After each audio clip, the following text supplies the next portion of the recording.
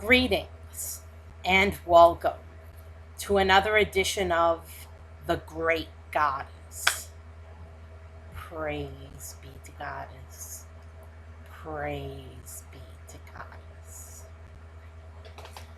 Well, here it is, another Wednesday, and today we have for you the subject of why did Goddess create evil? Why did she create evil? And what is the meaning of evil in our world? And what can we do about it? Well, I have a short thing to read to you that I wrote the other day.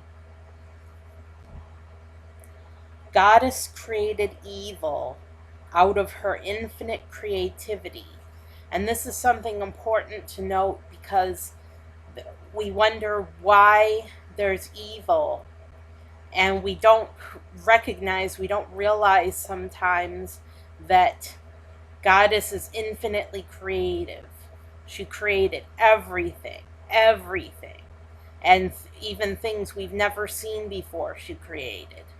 Other worlds, other planets, aliens, things we've never seen before. She created it all. She created everything that can be imagined up here. So because she's infinitely creative, she also created things we consider evil. And evil and good are value judgments that we place upon things that we judge. But good and evil are constructs that Goddess created these constructs herself, good and evil. But we have to realize that good and evil are constructs that we've created, and that Goddess is infinitely creative, so she didn't discriminate when she was creating. She just created and created and created and created.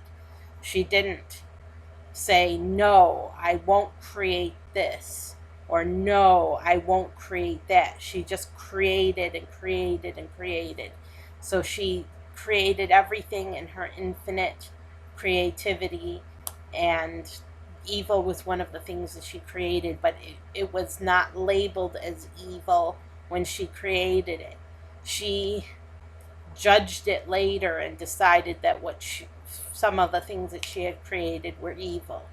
But at the time that she created them, she was creating out of her infinite creativity all of the possibilities that could be surmised.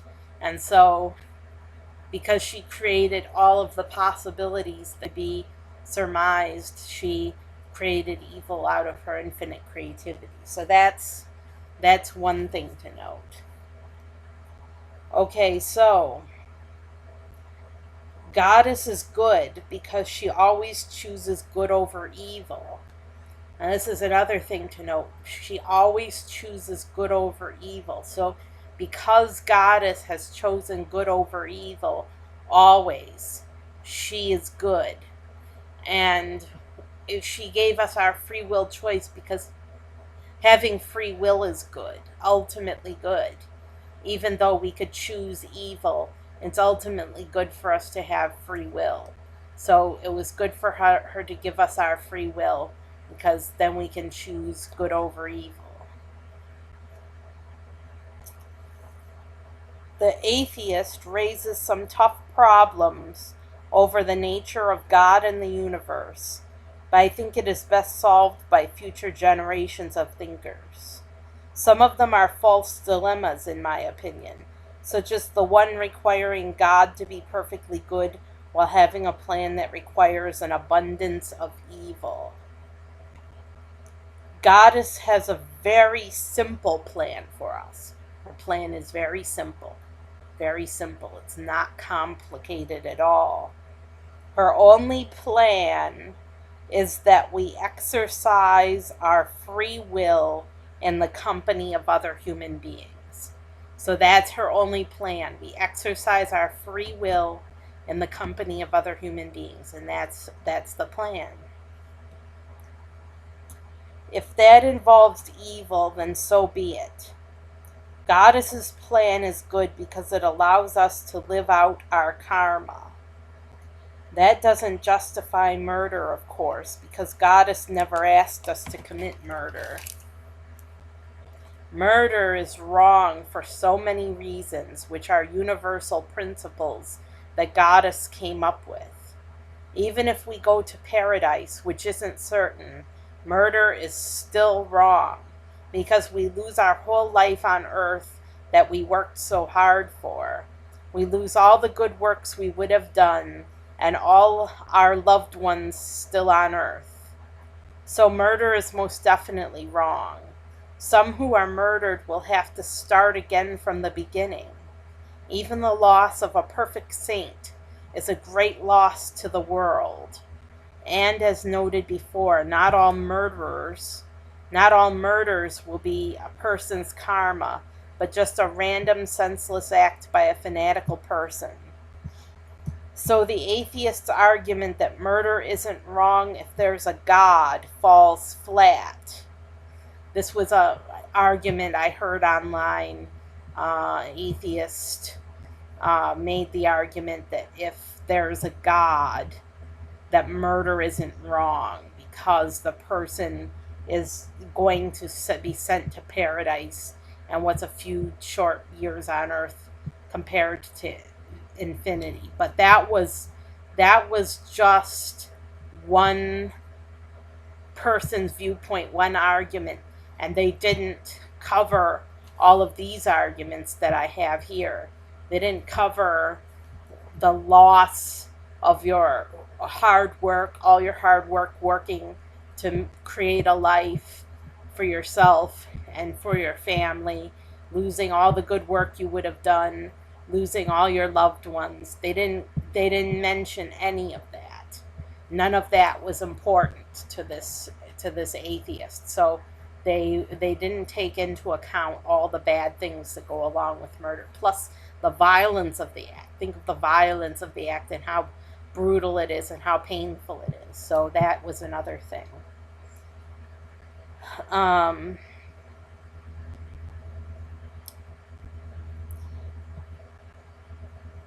Why are we subject to the whims of others in the first place?